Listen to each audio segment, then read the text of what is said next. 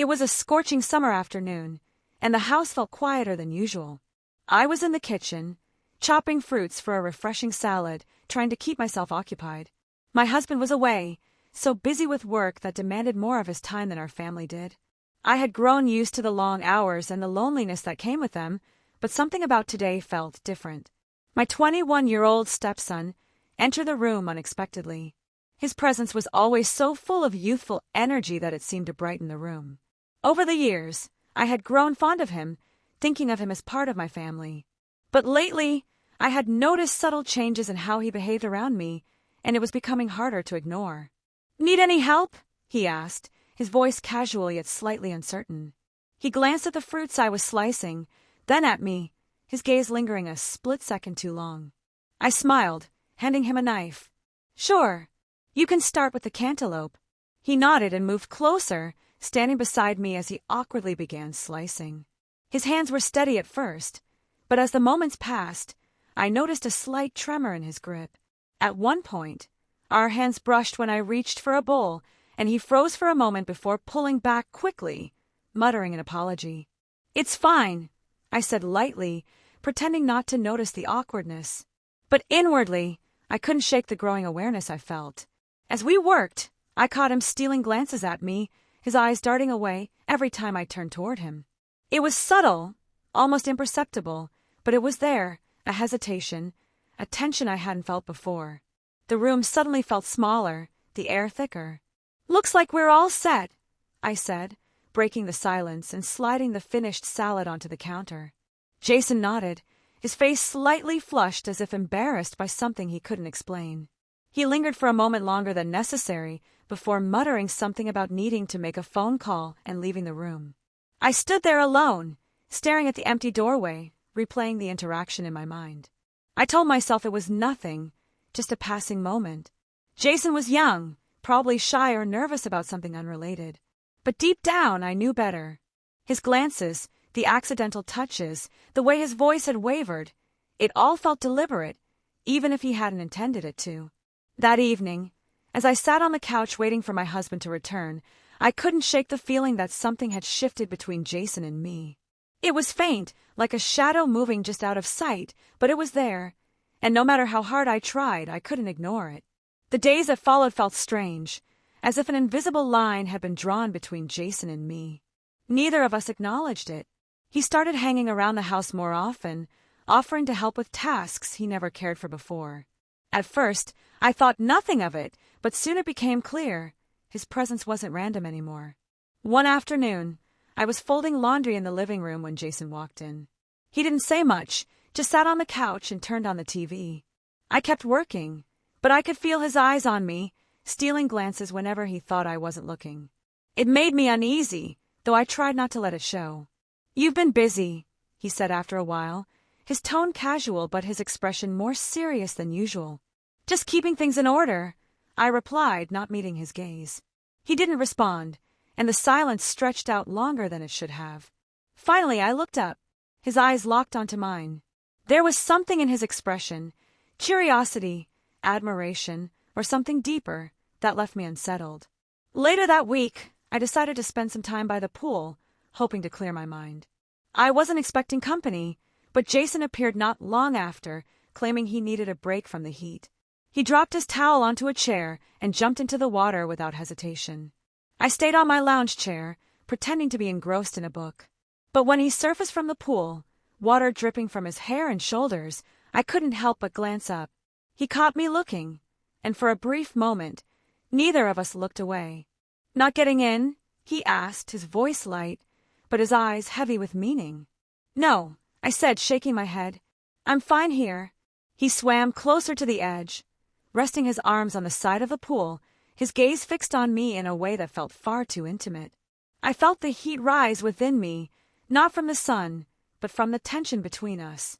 "You've been quiet lately," he said, his tone softer now. I shrugged, trying to deflect. "Just tired, I guess." Jason didn't push further, but the way he looked at me made it clear he wasn't buying my answer. After a while, he climbed out of the pool, grabbing his towel and drying off. As he walked past, water droplets falling onto the hot pavement, I felt my heart race. In the quiet moments after he left, I sat there, replaying everything in my mind. I couldn't deny that something was happening, something I wasn't ready to talk about. And from the way he looked at me, the way he lingered near me, it wasn't innocent anymore. It was deliberate, and the weight of it was impossible to ignore. It was late at night, and the house was quiet. I had gone to the kitchen for some water, hoping to clear my mind. The air felt heavy, not just from the summer heat, but from the tension that had been building over the past few weeks. I didn't expect to see Jason there, shirtless, and leaning against the counter as he rummaged through the fridge. "You're up late," I said, trying to sound casual, though my voice betrayed the nervousness I felt. "Couldn't sleep," he replied without looking at me. He closed the fridge and turned around, his eyes meeting mine. Something in his expression made my breath catch, a mixture of vulnerability and boldness I hadn't seen before. For a moment, neither of us spoke. The silence between us was loud, filled with words neither of us dared to say. I could feel the weight of his gaze, the way his eyes lingered, not just on the glass in my hand, but on me. "I've been meaning to ask you something," he said, his tone hesitant. I tilted my head, trying to play it off as nothing. "What's that?" He hesitated, then took a step closer. "Do you ever feel like you don't belong where you are?" The question caught me off guard. I searched his face, unsure of how to answer. "What do you mean?" I asked. He shrugged. "Like you're meant for something else. Something more. Like you're stuck in a life that doesn't really fit you." I didn't know how to respond. The honesty in his words, the way they mirrored feelings I had buried deep inside, left me shaken. Before I could think of an answer, he stepped closer again, close enough that I could feel the warmth of his presence. "Jason," I started, but he cut me off. "I know this is wrong," he said quickly, his voice trembling. "I know I shouldn't feel this way, but I can't stop. I've tried, and I can't." I stared at him, my heart pounding so loudly I was sure he could hear it. "We can't," I whispered, my voice barely audible. He didn't move, didn't look away. "I think about you all the time," he said. "I try not to, but I can't help it. You're all I see." His words hung in the air, raw and unfiltered. I wanted to tell him to stop, to leave, to pretend this conversation never happened. But I didn't. I couldn't. When he reached out, brushing his fingers lightly against my arm, it felt like fire. I should have pulled away, should have told him this was impossible. Instead, I stood frozen, letting the moment stretch into something it shouldn't have been. Then it happened. His lips touched mine, tentative at first, but quickly deepening. The kiss was electric, overwhelming, and entirely wrong. I pulled back abruptly, tears in my eyes. "This can't happen," I said, my voice breaking. Without waiting for his response, I turned and left the room, leaving him standing there in silence. The next morning was unbearable. The air between us was thick with everything left unsaid. I avoided looking at Jason, focusing instead on mundane tasks, hoping to regain some sense of normalcy. But every time he entered the room, my pulse quickened, and I felt the weight of his presence. At breakfast, he sat across from me, unusually quiet. My husband chattered about work, oblivious to the tension crackling between Jason and me.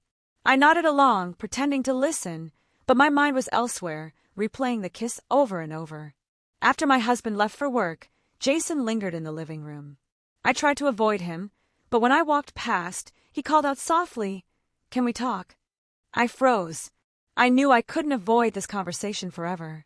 Without a word, I turned and sat down on the edge of the couch, keeping as much distance as possible. "I'm sorry," he began, his voice filled with regret. "I never should have. I didn't mean to make things harder for you." I shook my head, my hands clasped in my lap. "Jason, what happened last night, it can't happen again. It crossed a line." "I know," he said quickly, leaning forward. "I know it's wrong, but I can't pretend I don't feel the way I do. You mean more to me than anyone else ever has." His words cut through me like a knife. I wanted to tell him to stop, to leave me alone, but the sincerity in his voice made it impossible. "This isn't fair," I said finally, my voice trembling. "Not to you, and definitely not to your father." He flinched at the mention of his father, but he didn't back down. "I don't want to hurt him," he said, "but I can't pretend this isn't real. You're the only person who's ever made me feel this way. Before I could respond, the sound of a car pulling into the driveway shattered the moment. My husband was home early. Jason and I exchanged a panicked glance. He quickly stood up and retreated to his room without another word. As I watched him disappear down the hallway, I felt an ache in my chest that I couldn't explain. Lines had been blurred, boundaries broken, and nothing would ever be the same again. My heart was torn between guilt, loyalty, and something I dared not name. And for the first time, I wasn't sure what I would do next.